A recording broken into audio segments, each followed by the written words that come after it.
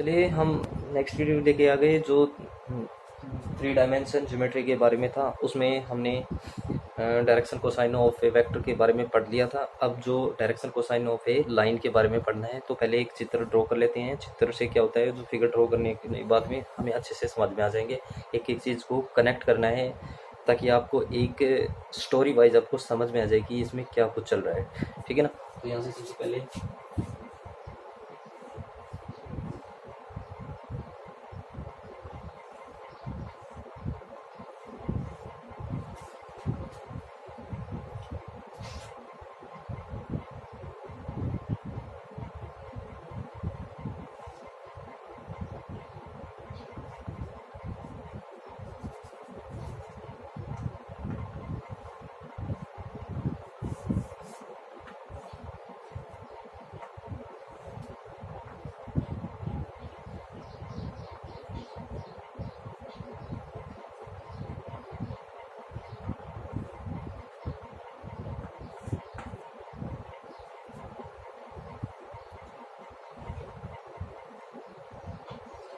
ये हो गया हमारा। ठीक है ना।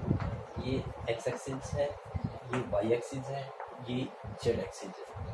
ये एक्स एक्सिस इस पी के साथ, ये पी पॉइंट है। कोई भी स्पेस के अंदर पी पॉइंट है। तो यहाँ पे क्या हो गया, इसकी वैल्यू हो गई a b and c. X y z कुछ भी मान सकते हो वैसे तो। ठीक है ना। तो यहाँ से ए बी सी मान लिए मैंने। ठीक है ना। तो यहाँ से एक्स वाई मान लीजिए, एक्स वाई एंड जेड। ठीक है ना। अब सही है। यहाँ से जो ये है इस पी के साथ, इसकी पोजीशन क्या है, इसकी आर है, पोजीशन वेक्टर है। अगर ये यहाँ से यहाँ तक करता है, ये आगे बढ़ सकता है ये। ठीक है ना। ये स्टार्टिंग में पढ़ाया था जब डायरेक्टेड लाइन सेगमेंट के बारे में बताया था, वही है ये। ठीक है ना। एक तरफ हेड एक तरफ टेल है। ठीक है ना। तो यहाँ से क्या होगा कि जो वाई जेड प्लेन में है ये पी, ये इसके साथ एक्स के साथ कौन सा एंगल, अल्फा बना रहे हैं। तो यहाँ से ये एंगल बन गया आपका अल्फा। ठीक है ना। अब ये है पी है, ये इस वाई के साथ कौन सा एंगल बना रहा है, ये इसके साथ बना रहा है बीटा एंगल। ये इसके साथ कौन सा एंगल बना रहा है, जेड एक्स साथ ये गामा बना रहा है। ठीक है ना। ये इसके साथ बीटा बना रहा है, ये इसके साथ अल्फा और इसके साथ गामा बना रहा है। ठीक है। यहाँ से इसकी वैल्यू लिख लीजिए। यहाँ पे ए ओ हो गया, यहाँ से इसको ये प्रोजेक्शन डाल दिए यहाँ से इस तरफ। ठीक है ना। से इस तरफ ये यहाँ से यहाँ तक क्या है, y है। तो ये भी कितना हो गया, y हो गया। y एक्सिस पे है तो इसके पैरेलल है, तो ये y हो गया। और ये कितना हो गया, x हो गया। यहाँ पे इसको a मान लेते हैं, इस पे जो मान लेते हैं। ठीक है। जब मैं ये ट्राइंगल उठाता हूँ, ये वाले ट्राइंगल, ये ओ ए आर कर दो, ओ ए आर। जब ये नीचे वाली ट्राइंगल उठाता हूँ यहाँ से इस प्रकार से, ये इस प्रकार से है, यहाँ पे ओ ए और यहाँ पे आर। ठीक है ना। ये इसका परपेंडिकुलर, इसके साइड हाइपोटेन्यूस, इसके साइड क्या हो गया, बेस हो गया। ठीक है ना। तो यहाँ से मैं पाइथागोरस फॉर्मूले लगाता हूँ, पाइथागोरस जो थ्योरम है वो लगाता हूँ यहाँ से। तो सीधी सी बात, हाइपोटेन्यूस का स्क्वायर ओ ए का स्क्वायर इज इक्वल हो गया किसका, ओ आर का स्क्वायर प्लस में ए आर का स्क्वायर। ठीक है ना। ठीक है। तो यहाँ से हो गया O A square is equal to O R की वैल्यू कितनी है, ओ आर। तो इसकी वैल्यू कितनी है, एक्स स्क्वायर प्लस में ए आर की वैल्यू कितनी है, वाई स्क्वायर। तो यहाँ से ओ ए की वैल्यू कितनी है, अभी एक्स स्क्वायर प्लस में वाई स्क्वायर और इसका रूट। ठीक है। इस चीज़ को हमें याद रखना है, ध्यान रखना है कि ओ ए की वैल्यू हमारे पास आ गई। अच्छा, अब ये है इसके साथ कौन सा जा रहा है, जेड जा रहा है, जेड एक्सिस के साथ। तब ये इसके पैरेलल है, ये आगे तक जाएगा, तो ये भी कितना हो गया, जेड हो गया। ठीक है। अब इस कंप्लीट ट्राइंगल में, इस कंप्लीट ट्राइंगल में देखते हैं हम लोग। ठीक है ना। तो हमारे पास ये एंगल बन रहा है, इसमें ये एंगल बन रहा है, कुछ इस तरह से एंगल बन रहा है। ठीक है ना। तो ये परपेंडिकुलर, ये हाइपोटेनियस, ये बेस। मतलब यहाँ पे क्या है, आर है पोजीशन वेक्टर इसका। तो यहाँ पे क्या है, ओ ए है। ठीक है ना। और यहाँ पे क्या है, जेड है। ठीक है ना। तो इसमें भी हमें कौन सी पाइथागोरस थ्योरम लगानी है तो इसमें इस कंप्लीट ट्रायंगल में ओ ए पी में लगा देनी है। कौन सी में? ट्रायंगल में। यहाँ पे लिख देता हूँ ओ ए पी में, तो यहाँ पे लगा दिया मैंने। क्या हो गया? ओ ए का स्क्वायर प्लस में इसमें ए पी का स्क्वायर, तो यहाँ से क्या हो गया? ओ पी का स्क्वायर के बराबर हो गया। अब इनकी वैल्यू, ओ ए की वैल्यू कितनी है? यहाँ से हो गई x square plus y square और इसका रूट और इसका स्क्वायर प्लस में ए पी का स्क्वायर क्या है? जेड का स्क्वायर इज इक्वल टू क्या है? R square. ठीक है ना?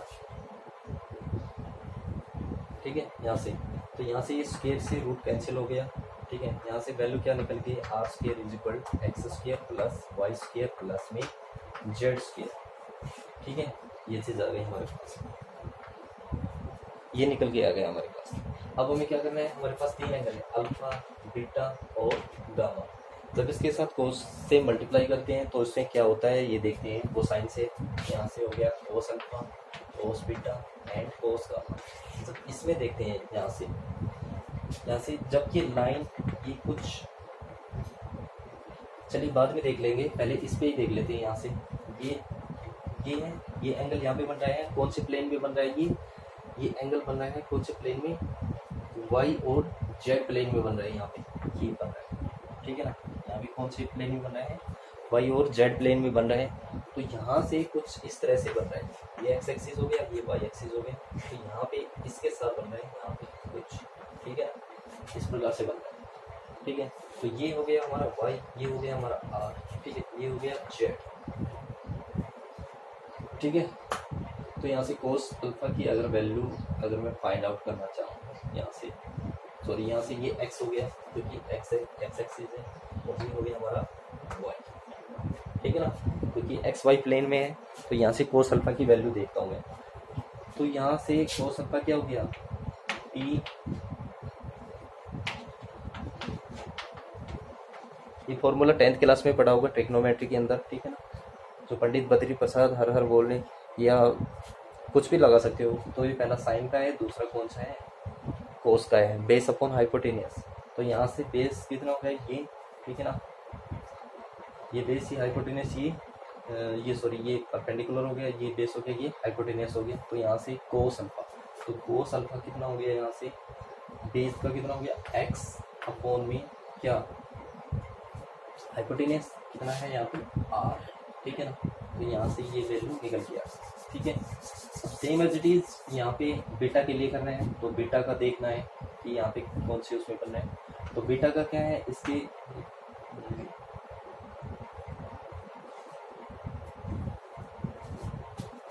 बीटा का क्या है? यहाँ पे y है। जब इसको करते हैं इस प्रकार से, यहाँ पे y हो गया। ठीक है। यहाँ पे ये r हो गया, इसके साथ बीटा बनाएगा, तो यहाँ से ये कुछ इस प्रकार से, मतलब y upon r. Same as is y upon में r हो गया। यहाँ से ये एंगल कितना हो गया? कोस गामा की वैल्यू z अपॉन में r हो गई। ठीक है ना? तो यहाँ से कोस अल्फा है, इसको हम क्या लिख सकते हैं? l, इससे इंडिकेशन कर लिया। और इसको हम किससे इंडिकेशन कर रहे हैं?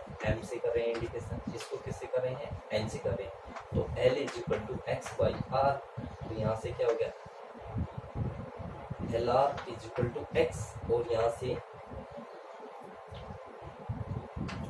M R is equal to Y, और N R is equal to Z. ठीक है ना? तो यहाँ से जो कोऑर्डिनेट निकल के आते हैं, कोऑर्डिनेट ऑफ ए लाइन, ठीक है ना? तो यहाँ से जो कोऑर्डिनेट निकल के आएंगे पॉइंट के, तो वो कौन से होंगे? ये एल आर, एम आर और एन आर हो जाएंगे। यहाँ से आ रही है ना वैल्यू एक्स वाई और जेड, एक्स वाई और जेड के। तो एक प्रॉब्लम तो सोल्व हो गई, यहीं पे हो गई सोल्व। ठीक है ना? अब दूसरी कंडीशन क्या है यहाँ पे कि जब एक्स एक्सिस पे हो, जब ये लाइन ये यहाँ पे डायरेक्टली लाइन सेगमेंट ना हो के, डायरेक्टेड लाइन सेगमेंट ना हो के ये आगे तक बढ़ा दी, आगे तक मतलब यहाँ पे इस प्रकार से ये आगे तक। जब पहले तो इसकी डायरेक्शन ये थी, लेकिन अब इसकी डायरेक्शन ये हो गई। अब एक चीज देखते हैं यहाँ पे कि ये है एक स्ट्रेट लाइन, और स्ट्रेट लाइन पे एंगल कितने का बनता है? 180 का बनता है। तो यहाँ पे ये अल्फा है, यहाँ से यहाँ तक है, ये एंगल कितने का बच गया? तो इसको हम लिख सकते हैं पाई माइनस का अल्फा। दूसरा क्या बनेगा? यहाँ से बीटा है, तो ये यहाँ से यहाँ तक का क्या बनेगा? पाई माइनस का बीटा। और यहाँ से जो ये गामा है, ये यहाँ से यहाँ तक का कितना बनेगा? पाई माइनस का गामा, ठीक है ना। जब इसके साथ कोस के साथ मल्टीप्लाई करते हैं, कोस का तो यहाँ से हो गया ये, और यहाँ से ये हो गया पाई माइनस का बीटा, और यहाँ से क्या हो गया कोस पाई माइनस के गामा, ठीक है। ये क्या हो गया माइनस का, तो यहाँ से 180 माइनस थीटा, ठीक है ना। 180 में से कुछ माइनस किया है तो ये सेकंड क्वाड्रेंट में चला जाएगा। सेकंड क्वाड्रेंट में क्या होता है, 180 पे क्या होगा, ये वैसे तो चेंज नहीं होगा, ठीक है ना। सॉरी, हाँ, 180 plus minus theta no change, और 360 plus minus theta no change, तो चेंज भी नहीं होगी, ठीक है ना। ये सेकंड क्वाड्रेंट में क्या होगा, नेगेटिव साइन लेके आएगा, तो यहाँ से क्या हो जाएगा माइनस का कोस अल्फा, और यहाँ से हो जाएगा कौन सा माइनस का कोस बीटा, और यहाँ से हो जाएगा माइनस का कोस गामा, और इसी चीज़ को हम क्या लिखते हैं माइनस का एल, और यहाँ से माइनस का एम और माइनस के एन, ठीक है। तो यहाँ से जब लाइन को पीछे की तरफ रिवर्सली करते हैं तो यहाँ से क्या आ रही है हमारी नेगेटिव वैल्यू आ रही है, तो और आगे की तरफ क्या आ रही है हमारी सारी क्या आ रही है पॉजिटिव वैल्यू आ रही है, ठीक है। तो एक्स एक्सिस पे क्या होता है, तीसरी कंडीशन ये होती है कि एक्स एक्सिस पे कोसाइन उसके क्या आएंगे यहाँ पे, तो एक्स एक्सिस पे क्या होते हैं इस प्रकार से होता है, ठीक है ना। जब ये एक्स एक्सिस है, ये मान लीजिए जेड एक्सिस है, ये वाई एक्सिस है, जब एक्स एक्सिस पे चलते हैं तो एक्स एक्सिस खुद से एक्स एक्सिस पे कितना का एंगल बनाते हैं, 0 डिग्री का बनाते हैं। ये 0 का इसके साथ कितने का 90 डिग्री का, और इसके साथ भी जेड एक्सिस के साथ भी 90 डिग्री का, तो यहाँ से कोस 0 1, यहाँ से 0 एंड 0, ठीक है। इसके एक्स एक्सिस पे, वाई एक्सिस पे फिर से वही वाई एक्सिस है खुद से 0 का, उससे 90 डिग्री का, तो यहाँ से क्या आ जाएंगे 0 1 एंड 0, और जेड एक्सिस पे क्या आ जाएंगे यहाँ से 0 0 और 1, ठीक है ना। सेम एज इट इज यहाँ पे जो नेगेटिव वैल्यू है वहाँ पे नेगेटिव वैल्यू पुट हो जाएगी, यहाँ पे वो क्या दे रखे हैं, तो यहाँ से क्या जाएगा माइनस का 1 0 एंड 0, ठीक है। यहाँ से क्या जाएगा 0 माइनस का 1 और 0, ठीक है ना, और यहाँ से क्या जाएगा 0 0 और माइनस का 1, ठीक है ना। तो लाइन में क्या होता है कि एक्स एक्सिस पे उसका क्या आएगा, वाई एक्सिस पे क्या आएगा, और जेड एक्सिस पे क्या आएगा, ठीक है ना। जब इस लाइन को पीछे की तरफ थोड़ा सा बढ़ाते हैं, ठीक है। तो हमने एक रिलेशन पढ़ा था, जो ये रिलेशन है इसके बारे में डिस्कस करते हैं कि यहाँ से रिलेशन क्या है इसका डायरेक्शन कोसाइन का लाइन के साथ, ठीक है ना। तो हम लोगों ने ये यहाँ तक पढ़ लिया, डायरेक्शन कोसाइन का इसमें पढ़ लिया है, ठीक है ना। अब यहाँ से ये कंडीशन उठ के आ रही है कि वो प्रोपोर्शनल होते हैं, कि जितने भी 3 पॉइंट दे रखे हैं वो प्रोपोर्शनल होते हैं डायरेक्शन कोसाइन के। तो यहाँ से डायरेक्शन कोसाइन है उसके प्रोपोर्शनल दे रखे हैं, तो यहाँ से मैं इसको स्किप कर देता हूँ थोड़ा सा।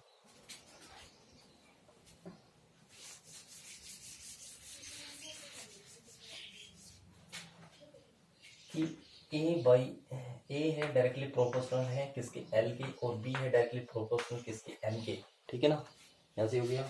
और सी है डायरेक्टली प्रोपोर्शनल किसके एन के, तो ये यहाँ से निकल के आ जाएगा A is lambda L, A is equal lambda, और B is equal to lambda M, और C is equal to lambda N. Lambda क्या है नॉन जीरो है, नॉन जीरो होगा, और लैम्डा बिलोंग्स करेगा किसी रियल नंबर से, ठीक है ना। अब यहाँ से करना क्या है, तो यहाँ से प्रोपोर्शनल करेंगे तो ए बाई यहाँ से क्या हो जाएगा ए बाई एल, और यहाँ से क्या हो जाएगा वो ए के बराबर चला गया, ठीक है ना। यहीं से ए बाई एम वो किसके बराबर ए के बराबर ए बाई एन, ठीक है ना।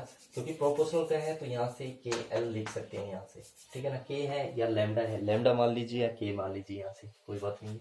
तो बी इज इक्वल टू के एम और सी इज इक्वल टू के एन, ठीक है। अब इनको क्या करना है, ये 3 इक्वेशन आ गई, तो तीनों इक्वेशन को क्या करना है आपको, ये मिटा देता हूं मैं।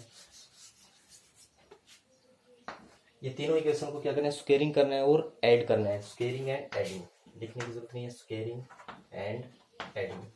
तो ये एडिंग की है, तो यहाँ से क्या आ गया A square plus B square plus में C square is equal to, यहाँ से कॉमन क्या आ जाएगा के स्क्वायर, और यहाँ से हो जाएगा l square m square plus में एन स्क्वायर, ठीक है। तो यहाँ से हो गया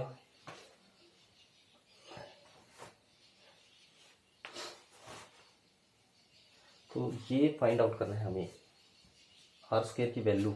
आर स्क्वायर की वैल्यू कैसे निकालेंगे यहाँ से, तो यहाँ से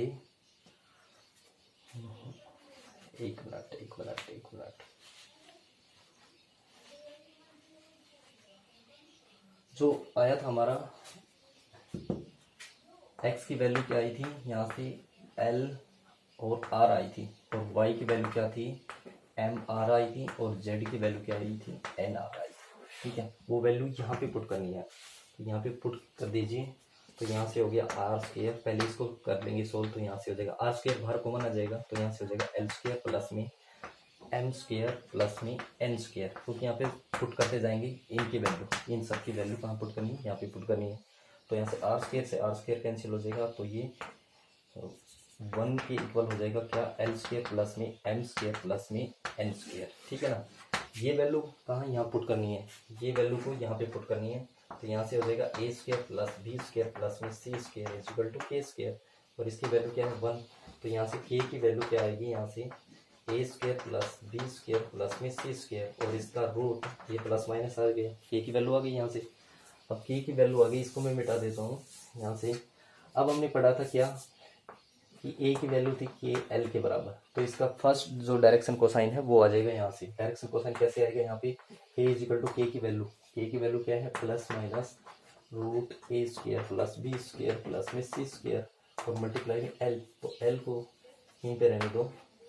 ठीक है। नेक्स्ट लाइन में क्या करेंगे, ए बाई प्लस माइनस ये नीचे चला गया A square plus B square plus में C square. First same as it is M की वैल्यू आएगी वो यहाँ पे पुट हो जाएगी, क्योंकि यहाँ पे दूसरा क्या होगा, b is equal to m k. ठीक है ना। वहाँ पे फिर से के की वैल्यू पुट करनी है, और फिर ये यहीं से आ जाएगा। तो ये एम की वैल्यू क्या आ जाएगी, बी अपॉन में ए स्क्वायर प्लस में बी स्क्वायर प्लस में सी स्क्वायर। ठीक है। इसी प्रकार से तीसरा जो है एन की वैल्यू सी अपॉन में A square plus B square plus में सी स्क्वायर, और इसकी वैल्यू आ जाएगी यहाँ से। ठीक है। 3 पॉइंट से उसकी डायरेक्शन कोसाइन किसके, लाइन के साथ आ जाएगा। तो ये था, उसमें किसी वेक्टर का पहले बताया था, फिर उसमें लाइन के साथ लाइन के डायरेक्शन कोसाइन, फिर उसमें उस लाइन को जब बढ़ा देते हैं तो उसमें क्या कंडीशन आती है, एक्सिस पे क्या होती है डायरेक्शन कोसाइन का, लाइन के साथ क्या कनेक्शन होता है, तो उसके डायरेक्शन कोसाइन क्या आते हैं। यहाँ पे ये बेसिक है। चलिए नेक्स्ट वीडियो में जो नेक्स्ट टॉपिक है वो कराएंगे।